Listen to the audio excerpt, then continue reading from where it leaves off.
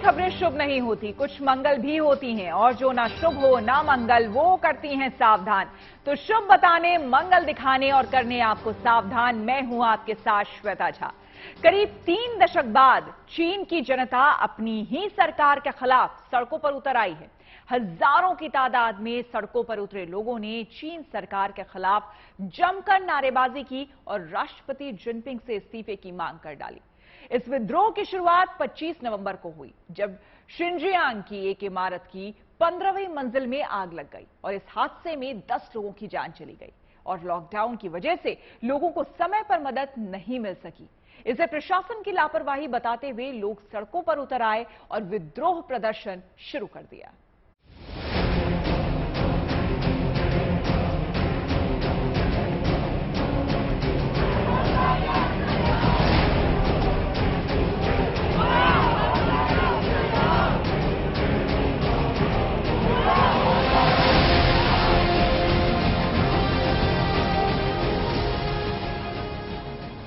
ये चीन में राष्ट्रपति शी जिनपिंग के खिलाफ आम जनता का खुला विद्रोह है। कम्युनिस्ट पार्टी की सरकार के खिलाफ पहली बार आम लोग सड़कों पर उतर आए हैं और राष्ट्रपति जिनपिंग के इस्तीफे की मांग की जा रही है।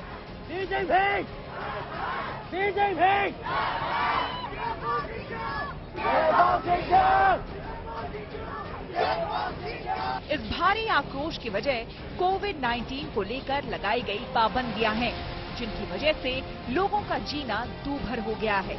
जहां दुनिया के लिए कोरोना लॉकडाउन इतिहास बन चुका है, वहीं चीन में शी जिनपिंग ने इसे जनता पर सख्ती का हथियार बना लिया है। लेकिन जिनपिंग की जीरो कोविड पॉलिसी के खिलाफ प्रदर्शन हो रहे हैं। यहां तक कि चीन की जनता ने शी जिनपिंग को तानाशाह और गैर कानूनी राष्ट्रपति का दर्जा दे दिया है। शंघाई, वुहान और शिनजियांग से लेकर राजधानी बीजिंग तक विरोध की आग फैल चुकी है। 上海已经有很多人被抓进去了，不只是昨天晚上，他们是为了大家，是为了所有人，是为了每一个骑手不被封在家里，为了大家能够吃上药，能够吃上饭。我们应该声援这些更勇敢的人。上海放人！上海放人！ इस दौरान लोग नारेबाजी करते हुए लॉकडाउन हटाने और आजादी देने की मांग कर रहे हैं। प्रदर्शनकारियों ने कहा कि उन्हें प्रेस की आजादी, अभिव्यक्ति की आजादी और बिना रोक टोक आने जाने की आजादी चाहिए। इसके विरोध में सड़कों पर उतरे लोग राष्ट्रपति जिनपिंग के इस्तीफे की मांग भी कर रहे हैं।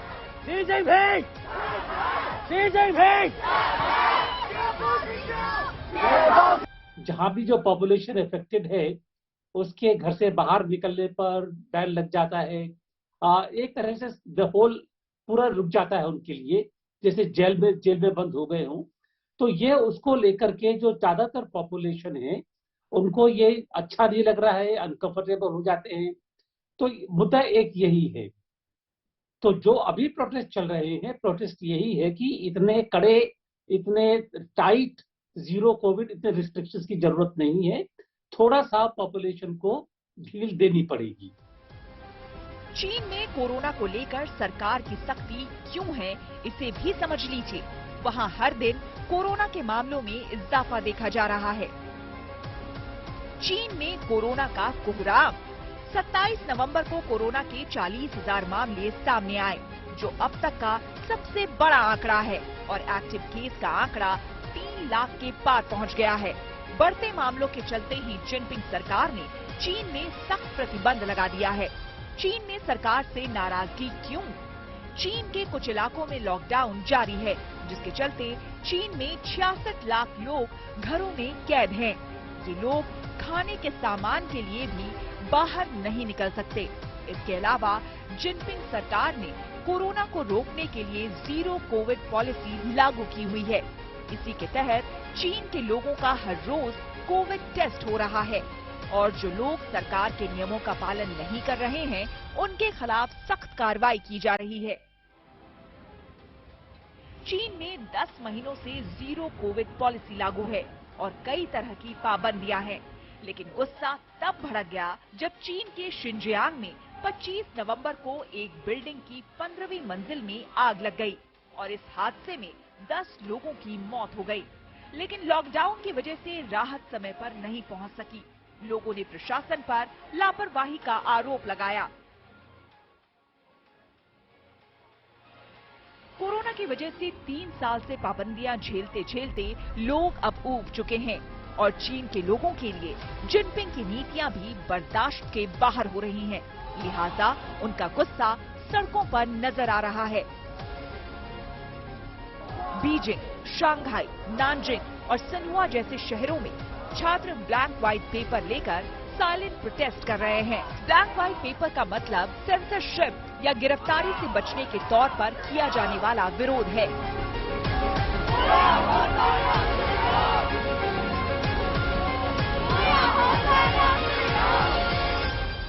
अभी जो प्रोटेस्ट में नारेबाजी हो रही है, नारेबाजी भी ये हो रही है कि हमको रहने के लिए खाना नहीं मिल रहा है, ये दिक्कतें आ रही हैं। तो जहां तक मैं समझता हूँ बोलती बंद करने वाली बात नहीं है। आजादी इतनी जरूर है कि उनके आने जाने पर जो पाबंदियां हैं वो कम की जाएं। तो दूसरी चीज ये मैं आपसे एक चीज कहना चाहूंगा कि हम लोग दरअसल कई बार आजादी का मतलब जो हमको आजादी पसंद है उससे लगाते हैं कि हमको बोलने की पूरी आजादी होनी चाहिए, फ्रीडम, इंडिपेंडेंस, लिबरल थॉट, ये सब होना चाहिए। मैं चीनियों को मैंने जहां तक देखा, काफी करीब से देखा है, उनको ये जो आजादियां हैं कोई खास उनसे वो ज्यादा लगाव नहीं है। विरोध को दबाने के लिए सरकार और पुलिस सख्त कदम उठा रही है, लेकिन प्रदर्शनकारियों का हौसला बरकरार है। बीजिंग से शुरू हुआ ये विरोध प्रदर्शन देश के 13 बड़े शहरों तक पहुंच गया है और इसके और तेज होने के आसार हैं। Bureau report, good news today.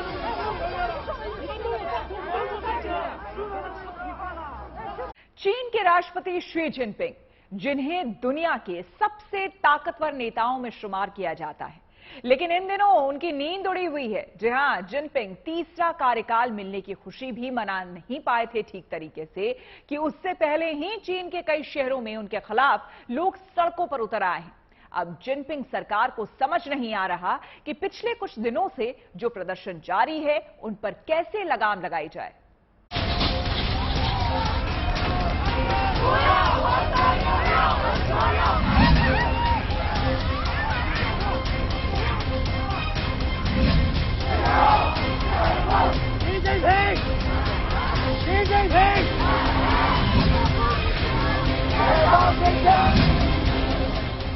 क्या चीन में दोहराया जा रहा है तियानमेन कांड?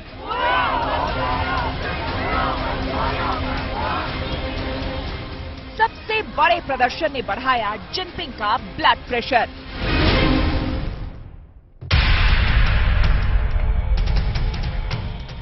चीन में जीरो कोविड नीति के चलते लॉकडाउन लगाया गया और अब जनता इसके खिलाफ सड़कों पर उतर आई है।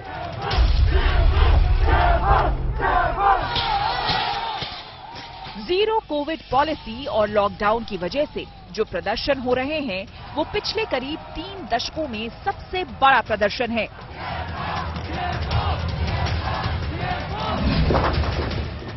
लोगों को अब साल 1989 में हुआ तियानमेन स्क्वायर पर प्रदर्शन याद आ रहा है।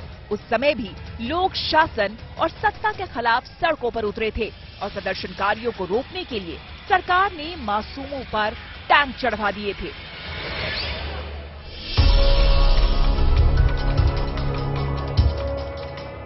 चीन दुनिया की 3 बड़ी महाशक्तियों में शुमार है, लेकिन इसी देश में आम लोग आज सबसे ज्यादा परेशान हैं। पुरानी कहावत है कि इतिहास खुद को दोहराता है और चीन की जनता शायद 1989 के इतिहास को दोहराने के लिए सड़कों पर उतर आई है।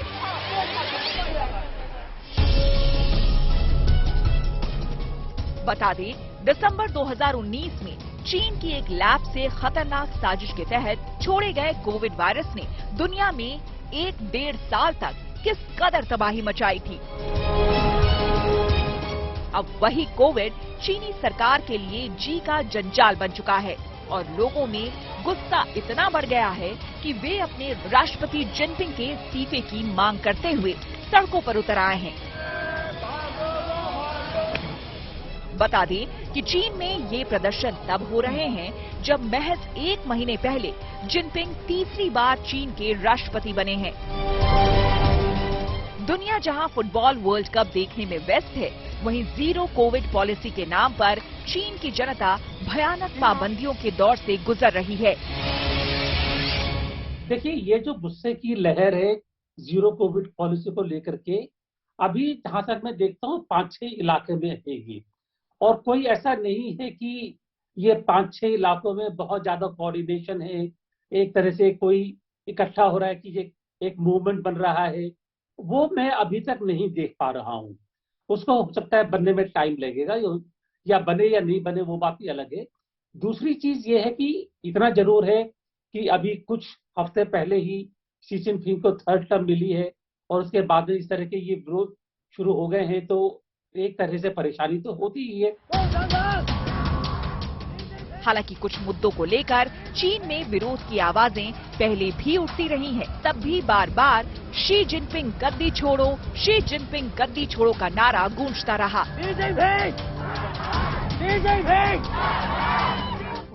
ऐसा लगता है कि सरकार जीरो कोविड नीति को लेकर लगातार बढ़ रहे विरोध को समझ नहीं पाई। वहीं इस नीति को राष्ट्रपति जिनपिंग से जोड़कर इसलिए भी देखा जाता रहा है क्योंकि हाल ही में उन्होंने कहा था कि चीन इस नीति से पीछे नहीं हटेगा। चीन में बड़े पैमाने पर सार्वजनिक विरोध बेहद मुश्किल है। राष्ट्रपति जिनपिंग के नेतृत्व में कम्युनिस्ट शासन ने यहां असंतोष के लिए जगह लगभग खत्म कर दिया है। चीनी नागरिक ज्यादातर सोशल मीडिया पर अपनी हताशा को दूर करने के लिए गुस्सा निकालते हैं, लेकिन यहाँ भी सेंसर है। यही वजह है कि ब्लैंक पेपर चीन में विरोध प्रदर्शन का प्रतीक बन गया है।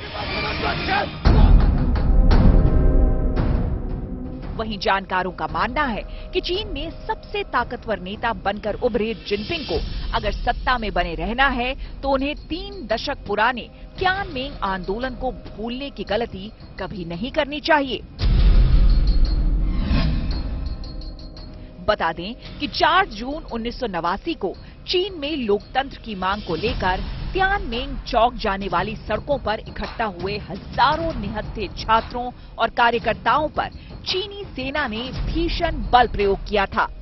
सेना ने उस आंदोलन को कुचलने के लिए सड़कों पर टैंक उतार दिए थे और उस सैन्य कार्रवाई में अनेकों लोग मारे गए थे। चीन के सरकारी आंकड़ों के अनुसार तब 200 लोग मारे गए थे और लगभग 7,000 घायल हुए थे। ब्रिटेन के एक पत्रकार ने ये दावा करते हुए पोल खोल दी कि तियानमेंग स्क्वायर में 10,000 से अधिक लोग मारे गए थे।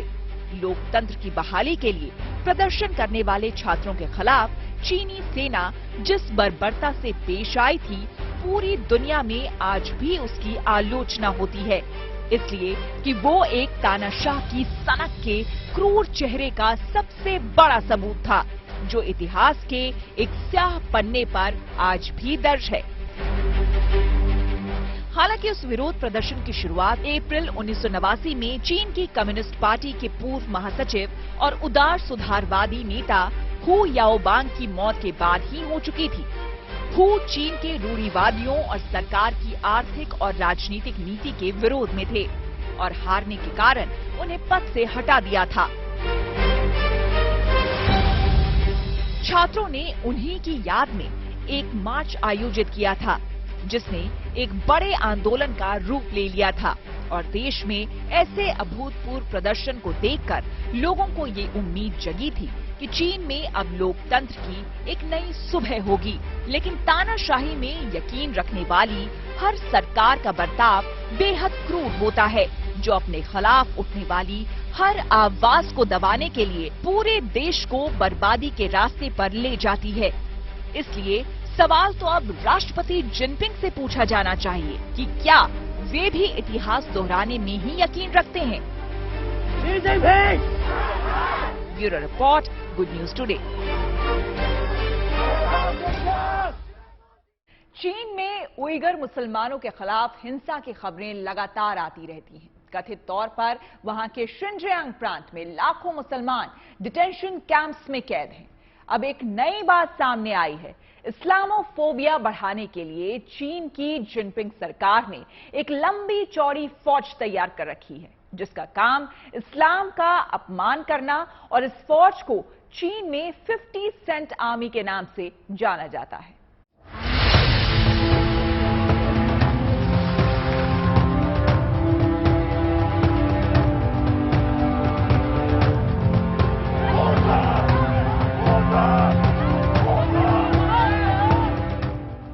कोरोना महामारी के दौरान चीन से उइगरों पर अत्याचार की खबरें लगातार आ रही थी। जिस वक्त सारी दुनिया में कारोबार ठप था, तब अमेरिकी एयरपोर्ट पर चीन से आए बालों की लंबी चौड़ी खेप कई बार पकड़ी गई और ऐसा माना जा रहा था कि ये बाल कैंप में कैद महिलाओं के थे। खबर के मुताबिक यहां महिलाओं के न केवल जबरन बाल काटे जा रहे हैं, बल्कि सस्ते लेबर के लिए उनसे जबरन काम लिया जा रहा है। वैसे तो शिनजियांग में उइगरों के साथ दरिंदगी की फहरिस्त काफी लंबी है, जिसमें जबरन ऑर्गन निकालने से लेकर नसबंदी तक शामिल है, ताकि उइगरों की आबादी कंट्रोल में रहे। एक कौम के खिलाफ बढ़ रहे अत्याचार से नाराज लोग कहीं अपनी सरकार का विरोध करने के लिए सड़कों पर ना उतर आएं। इसे काबू में करने के लिए ट्रोल आर्मी को तैयार किया गया, और इस ट्रोल आर्मी का काम है इस्लामोफोबिया को बढ़ाना।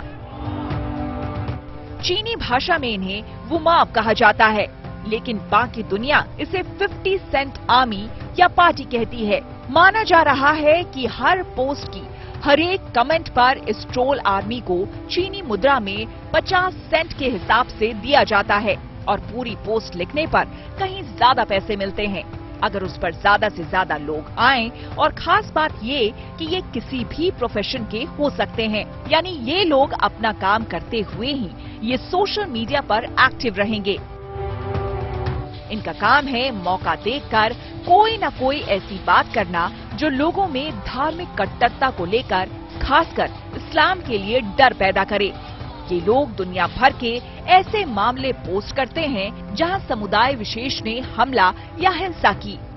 इस तरह से ये आम चीनियों के मन में ये बात बैठा देते हैं कि चीनी सरकार अगर उइगरों के साथ कुछ कर भी रही है तो देश की भलाई के लिए ही, और साथ ही साथ उइगरों के विकास के झूठे सच्चे दावे भी किए जाते हैं, ताकि लोगों समेत यूनाइटेड नेशंस भी उंगली न उठा सके। हालांकि इस ट्रोल आर्मी में कितने लोग हैं, इसका ठीक अंदाजा लगाना मुश्किल है। चूंकि ये काम के साथ साथ किया जा सकता है, तो अनुमान ये है कि इनकी संख्या 2 लाख से लेकर 5 लाख भी हो सकती है। इसमें युवा से लेकर अधिक उम्र के लोग भी शामिल हैं, और बस शर्त इतनी कि सबको जिनपिंग सरकार के हक में ही लिखना होगा। कम्युनिस्ट पार्टी ऑफ चाइना के सपोर्टर्स अलग अलग तरह से उसका साथ देते हैं। 50 सेंट आर्मी तो इसका छोटा हिस्सा है। इसके अलावा एक और दल है जो खुद को जिगानवू कहता है। ये मुफ्त में काम करते हैं और खुद को चीनी सरकार का खुलेआम फैन बताते हैं। ये कोई भी आम चीनी हो सकता है जिसे पश्चिमी सभ्यता से ऐतराज हो। साथ ही ये लोग ताइवान और हांगकांग को आजाद रखने वालों को जमकर ट्रोल करते हैं। कोविड की शुरुआत में वुहान डायरी लिखने वाली लेखिका फेंग फेंग को भी जिगानवू ने खूब परेशान किया था और कहा था कि उन्होंने ही जिनपिंग जैसी अच्छी सरकार के कामों में कमियां गिनाई। कई लोग लेखिका को जान से मारने की धमकियां तक देने लगे। यहाँ तक कि चाइनीज ट्रेडिशनल मेडिसिन को बढ़ावा देने और एलोपैथ को हटाने के लिए भी ये लोग सोशल मीडिया का सहारा लेते हैं। हर काम के पीछे एक ही दलील, पीपल्स रिपब्लिक ऑफ चाइना में किसी भी तरह से वेस्ट का असर न आए और कम्युनिस्ट पार्टी हमेशा आगे रहे। चीन ट्रोलिंग की दुनिया का अगवा। जब बाकी दुनिया इंटरनेट सीख ही रही थी, तब चीन में इस तरह के ग्रुप बनने शुरू हो गए थे। यहाँ तक कि कॉलेजों में इन्हें ट्रेनिंग मिलती थी ताकि ज्यादा से ज्यादा आक्रामक ढंग से ये लिख सकें और सरकार की कमियां गिनाने वालों को चुप करा सकें। वैसे communist party of China detention सेंटरों की बात से लगातार इनकार करती रही है। सरकार इन्हें डिटेंशन सेंटर नहीं बल्कि री एजुकेशन या रिफॉर्म सेंटर कहती है। उनका मानना है कि उइगर मुस्लिम चूंकि अलग भाषा कल्चर वाले हैं तो उन्हें चीन की मुख्य धारा में लाने के लिए ट्रेनिंग दी जा रही है। हालांकि ये बात अलग है कि यूनाइटेड नेशंस ने कई बार कहा है कि चीन की सरकार ने पूरे शिनजियांग प्रांत को ही कैद खाने में बदल दिया है। Bureau report, good news today. उम्मीद है आपका दिन शुभ रहा। तो कल की मंगल कामना के साथ आपको रहना है सावधान। तब तक के लिए मुझे यानी कि श्वेता झा को दीजिए इजाजत और आप देखते रहिए गुड न्यूज टुडे।